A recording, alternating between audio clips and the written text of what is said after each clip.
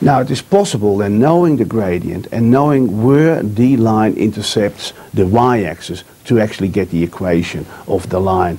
The equation of the line is normally written in that format as y equals mx plus b. It's on the screen right now. Here we've got a line. We normally write it as y equals mx plus b, where m is the gradient and b is the intercept. So remember that, of course, the gradient is rise over run, and the intercept is the intercept with the y-axis, where it intersects the y-axis. We'll go straight into some examples. Here we have to find the equation of that line. Now let's have a close look at it. Here we go. That particular line passes through the point 0, 0. It also passes through the point 1, 1. So for every unit across, I'm going 1 up. The gradient therefore must be equal to 1. I also know that the line passes through where y is equal to 0. So the y-intercept should be 0. In other words, the value for b must be 0. If m equals 1 and b equals 0, putting that into the equation, y equals mx plus b should give me y equals x. Now, not all problems are that easy. Let's look straight away at another problem, number 2. And here it is, problem number 2. We've got a line that passes through the point where y is equal to 1, so we can pick up there that b must be equal to 1. Now, what's going to be the slope? We expect something negative, because whenever I move 1 unit across, then I'm going down, see, with my y value.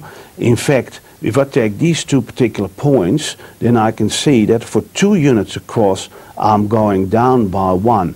Well, that translates to a gradient of -1/2. We already knew that the b had to be 1. Put it in the formula, y equals mx plus b, and I've got the equation, y equals -1/2x plus 1. So that was quite a difficult problem.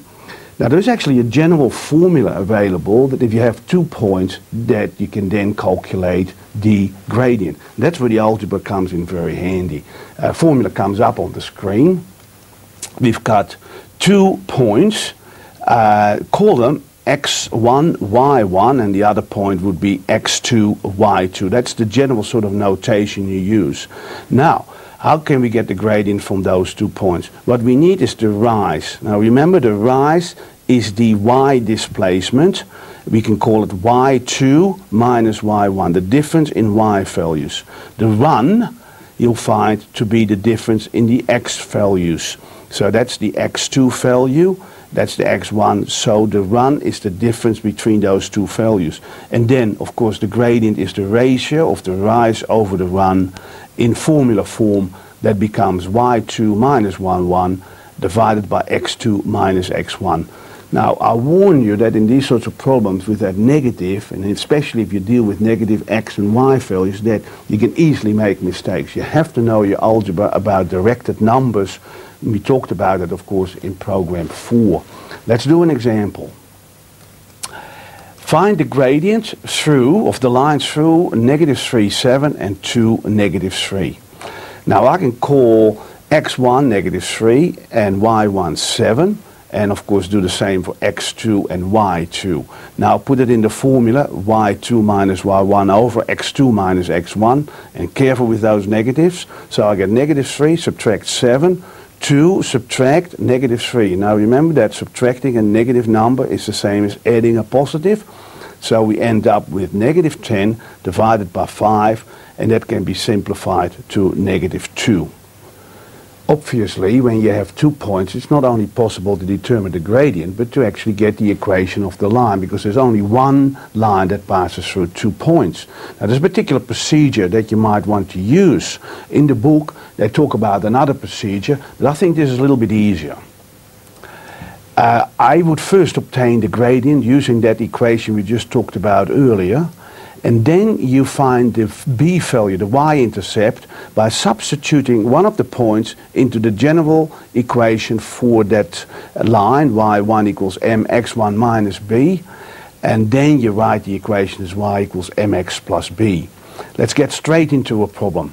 Here I've got A question, what is the equation of the lines for 2 points, 2, 5, negative 4, 17?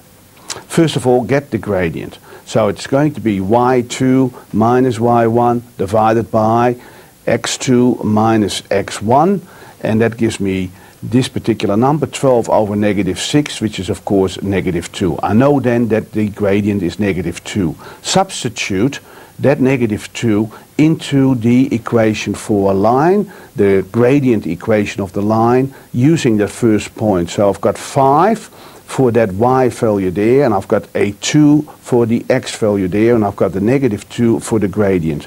And that gives me an equation from which I easily can find b.